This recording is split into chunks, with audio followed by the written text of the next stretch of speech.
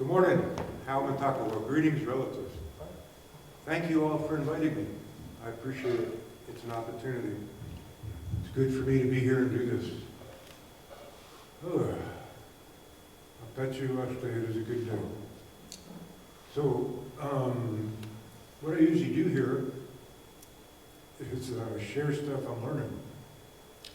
In this medicine way that I follow, the premise is the great mystery or God or whatever you call it will bring into my life stuff that's good for me to look at. Like if somebody pulls in front of me and my next thought is, it's good to look at that. How quick does that come out of the holster? How quick does my mind call names, judge, criticize? Pretty quick. Not because there's anything wrong with me, it's just that I grew up with a lot of that and that was my programming. So some of this stuff we share with stories. They call them learning stories because for Native people there was no written language. So teaching stories, sharing stories. And sometimes people call it coyote medicine for another reason. We think we're talking about this, but we're really talking about this. So here's a story. A lady came into my office and said, I've been seeing a psychiatrist for some medication, and I've been seeing a counselor or a psychologist for my guilt. And I've been seeing this guy for 7 years, and I still have my guilt. And she said, I feel good when I see the guy one day, and the next day my guilt comes back. I want to know if you can help me. Well, maybe not.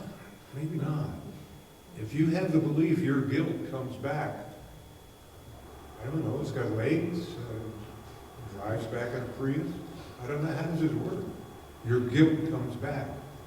And she said, well, I talk about this stuff that I've been doing, and I talk about my guilt and everything and the things I feel bad about, and the next day my guilt comes back. And she said, can you help me? I said, well, maybe. You have this idea that your guilt comes back. She said, yes. So, well, the opposite of that would be, I bring my guilt back. And she said, no, I don't do it. She said, what I did learn in all those 7 years with the therapist is that I judge myself. Okay, door kind of opens here. I judge myself.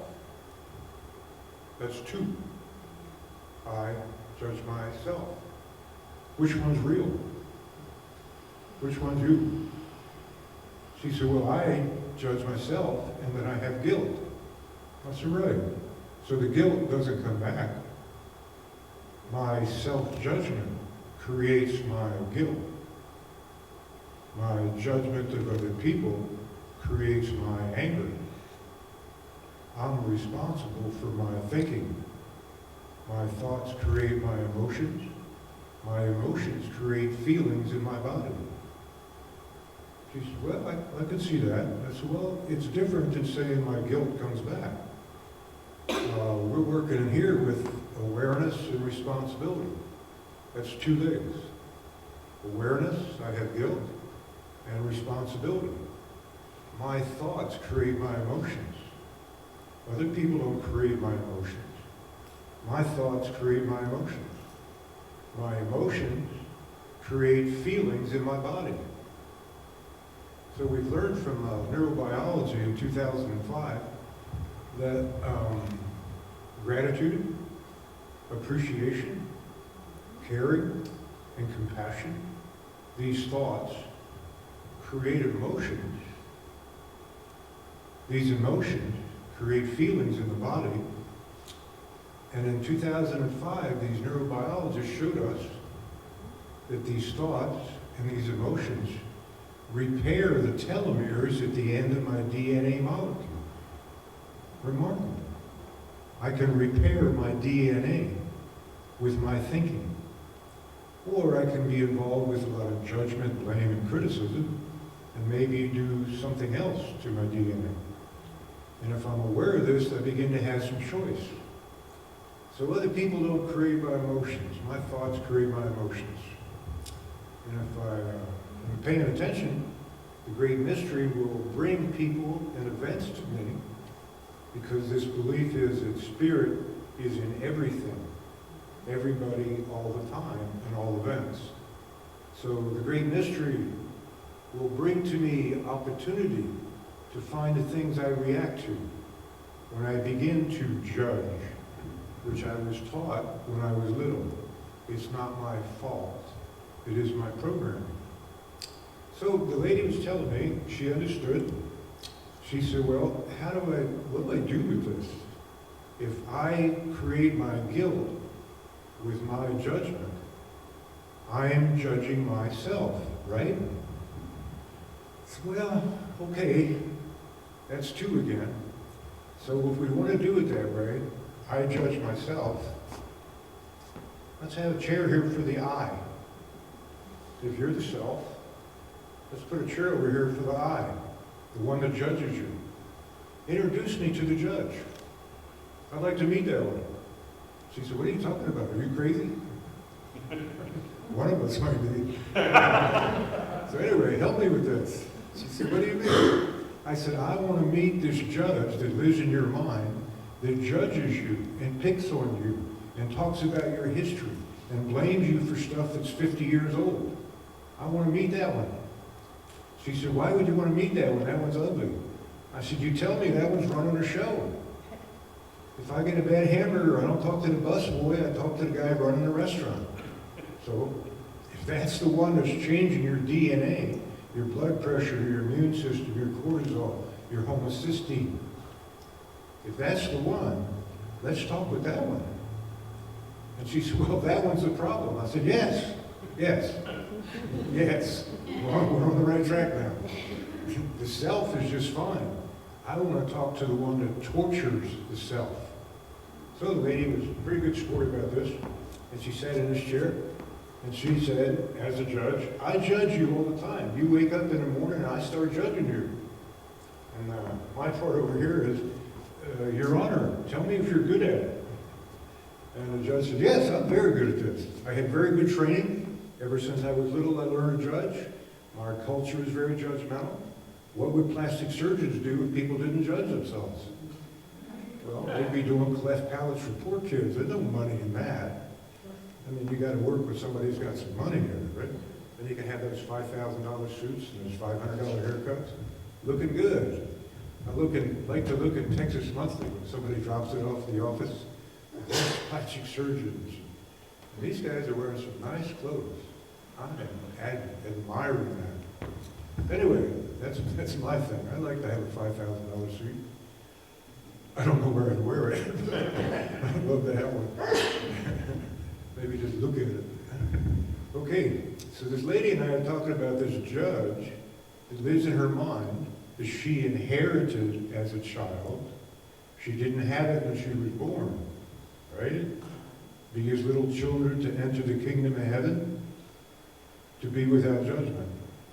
So we're talking to this judge, and the judge is telling her, there's nothing you can do that I won't judge you. So as she's playing this role, her energy is really high. She can feel it physically. She has a lot of energy for judgment.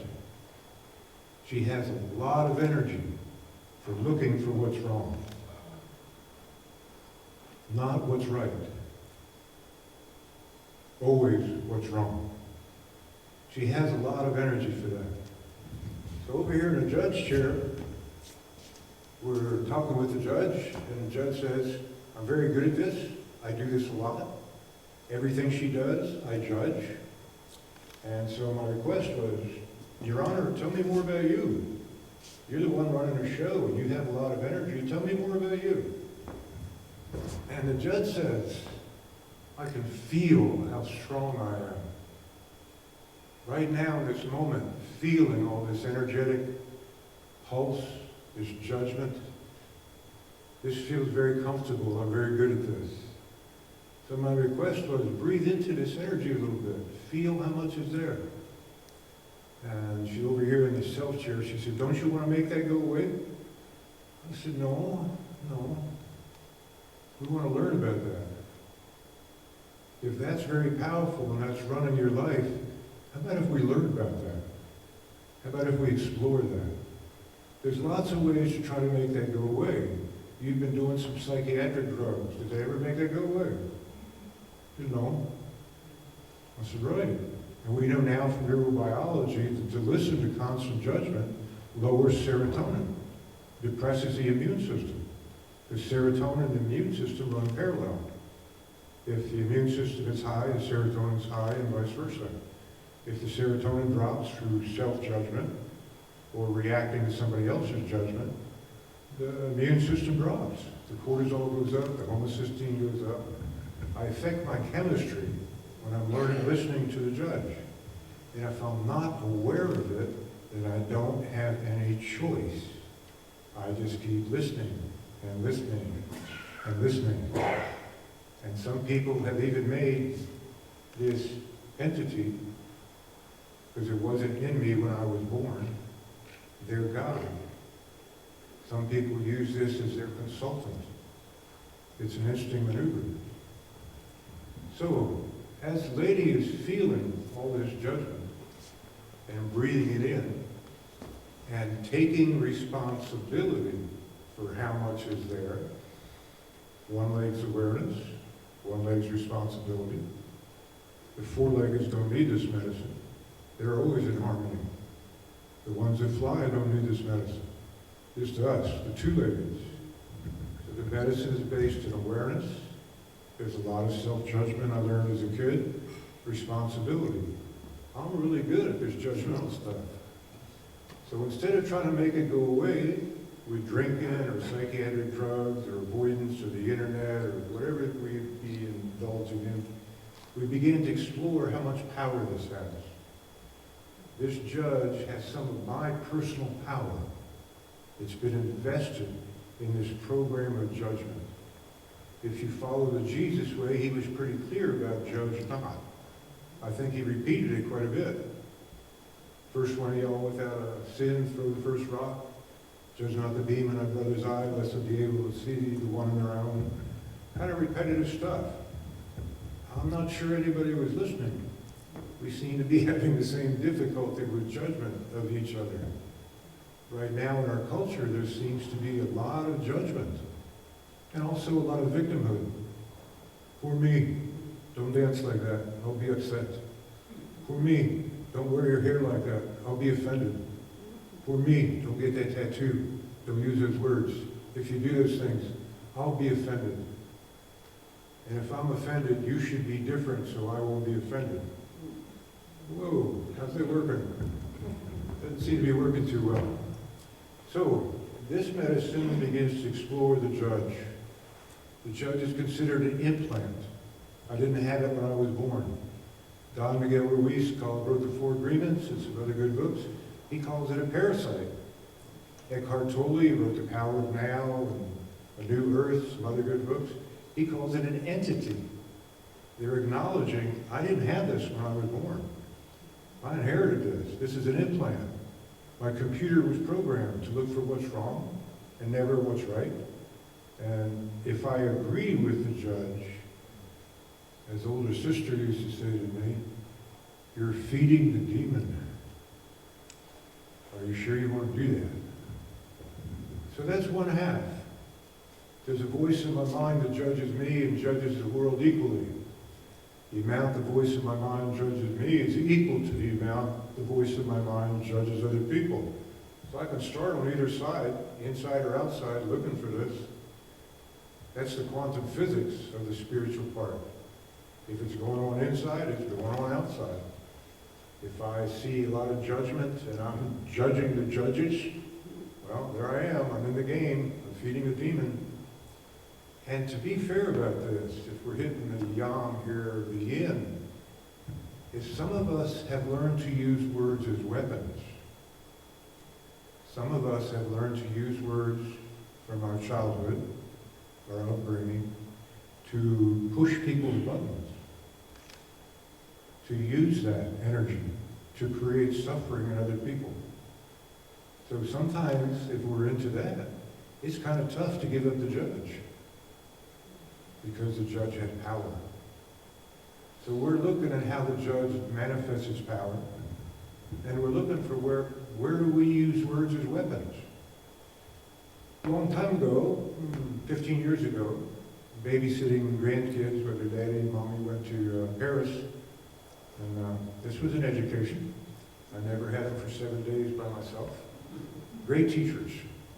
So the 4-year-old, it was about Wednesday of the week, and I say, clean up your room and then help us fix dinner. Your sister and I are making dinner and setting the table. And she said, Papa, if you make me clean my room, I won't love you. Oh, words have been weaponized. Love has been weaponized. If you don't do what I want you to do, I will withhold affection. Y'all ever heard that before? Well, let's play the game. Y'all ever done that? Different part of the game, huh? Yeah, you do. Yeah. So do we use words to control, to create suffering? That always creates a distance between people. It builds my ego. I scored. It creates distance, a separation. So it's kind of the difference between this and we are one. Because if I'm using my words to hurt other people, what's happening to my immune system? What happens to my heart? Here's an interesting corollary. When my mind judges other people, my carotid arteries contract. Talk about instant karma. There it is. The other part of this is, when my mind judges me, my carotid arteries contract. It really doesn't matter whether it's going out or this way. No difference at all. Judgment creates. If I'm not aware of how much I judge, that might be an instant place to begin to explore this medicine. If somebody pulls in front of me, what's my first response? If somebody doesn't do something I want them to do I close my heart? How reactive am I to the opposite outside world? A great teacher, a guy named Joe Dispenza, does a lot of work with bioenergetics, how we change things physiologically.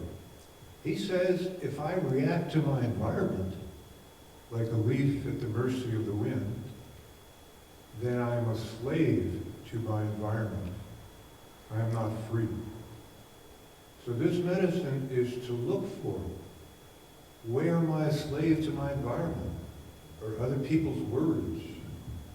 And if that's going on and I can see that, where do I use my words to control other people? Diagnosis, labels, criticisms, blame. Those under this medicine are all under the heading of self-importance, my ego. My ego is quick to diagnose other people and tell them what's wrong with them. The mirror of that seems to be, whatever I want other people to change, it might be good for me to look at that as a mirror. The great Buddha said, the world is a mirror of my inner heart. The great Buddha also seemed to have said, if you think you're enlightened, go home and hang out with your family. You'll get over that idea. So, that's what we're looking for. So in this medicine, it's very weird. Some of us try to avoid people that push our buttons. People in this medicine push my button, baby. Help me find it. I'm able to hide these buttons in all of my social interactions with my family, with intimate relationships. I can't hide those. So my sweetie, my lover, my companion becomes my spiritual teacher, because she does stuff I react to. I can hide with other people and no problem. When I'm home in an intimate situation, she can find my buttons. So I can say, I want you to be different so you don't push my buttons. Or I can act like a warrior. And I said, find my buttons. I don't want to die with this stuff. A teacher said it to me once, an old man named Irwin. He said, homeboy, you don't clean this up, you're going to die with this. I said, okay, I understand. And he said, wake up, wake up. And I said, what do you mean, Irwin? He said, you're not listening. I said, I heard you. He said, no, you didn't. He said, I don't want you to die with this. I said, okay, I got it. He said, sometimes you're a little slow. He said, the next step? I said, tell me, I don't seem to be getting it. He said, do you want to live with it? Do you want to live in judgment? Do you want to live as a leaf at the mercy of the wind? Or do you want to take responsibility for this? Spirit puts these people in my life to show me what I react to. In intimate situations, I get to learn how quickly I close my heart with the voice of judgment. I agree with the voice of judgment. And son of a gun, my carotid arteries contract. And I do that. My sweetie doesn't do that. She's just showing me stuff I react to. So, with any luck, this makes sense to you, that this is a tool. It's not a philosophical idea. We call it stalking. It's clear that stalking in our current culture has a lot of negative connotations. Apparently, 1,000 years ago, someone that was stalking their reactions to other people and leaving other people alone, just stalking their reactions to people, were operating at a very high spiritual endeavor to clear their field and to leave other people alone. So that's the other part of it. If I react to somebody, the thing is not asking them to change so I don't react. That's not the deal. The deal is to use them as my spiritual teacher. And intimate relations are the best. Somebody told me that's why Buddha was single. Because the great Buddha said, the companionship, the relationship between couples is the most challenging spiritual path of all of the paths. In my experience, it seems to be true. So, hopefully these things I'm sharing with you are tools. That's how they're intended. As an opportunity, if you like it, you can begin to use this stuff. If you like the way it works, you can read Don Miguel Ruiz's stuff. He was a stalker. I guess he still is. You could read the stuff by Carlos Castaneda. His teacher, Don Juan Matus, brought this energy back into the world. So it's a medicine way because we acknowledge that thoughts, feeling, emotions, and spirit are connected. That there's no way to separate any of those. So in this indigenous medicine, it's assumed everything brought to me and in everybody in every experience is guided by spirit. And some of you may understand this. There are times I've actually said that spirit is making a mistake. That I know what's right, and this is how it should be. And you probably know how that went. Nothing changed. So, I appreciate this opportunity to share this medicine with you all. Hopefully it has some useful parts to it. It's a little different than trying to figure out why do I feel guilty. The point is, the lady talked about why she feels guilty for 7 years and nothing changed. When we began to talk about how much energy she had for self-judgment, some things began to change. She began to take responsibility for how much self-judgment. She became aware of where she learned it. It's not her fault. And she began to look at her part, to leave other people alone. You don't make me upset. My thoughts upset me. So, that's the medicine. Thank you, Zed and Rudi, for the opportunity again. Thank you all for letting me do this. A teacher of mine, the last one in the physical, Jermaine Sitting Crow, adopted me as a younger son. Mishu, that's a younger brother.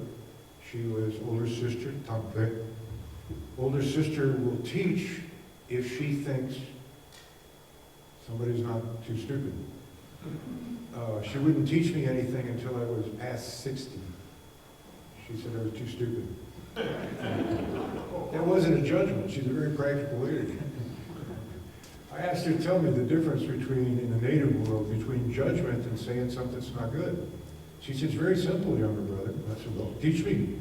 She said, roadkill for a bear is wonderful. It's an appetizer. It'll kill you. Okay, so for you, roadkill is chisha. It is not good. That's not a judgment. That's just a statement. For you, that doesn't work. For Brother Bear, mato, the bear, roadkill's an appetizer. It makes his day. He's glad to see it. So we're both sentient beings. What he eats and what I eat kind of need to be different. So, judgment is chisha. It's not good for me. It does help me learn how much of my energy is invested in judgment, either self-judgment or judgment of other people. So, Opi Latampa, biggest thank you for this opportunity. Oka.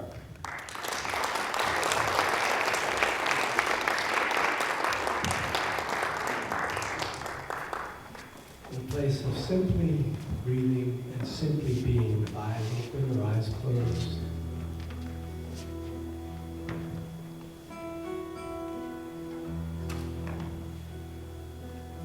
Brother Hal's words had great power, but they're just words until we let them in. From this place of peace now,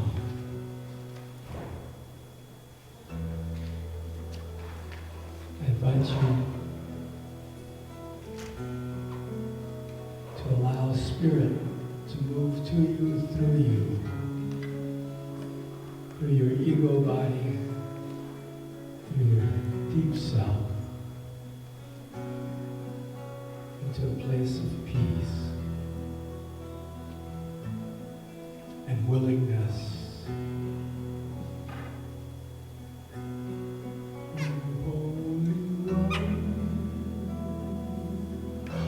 Oh, Holy One.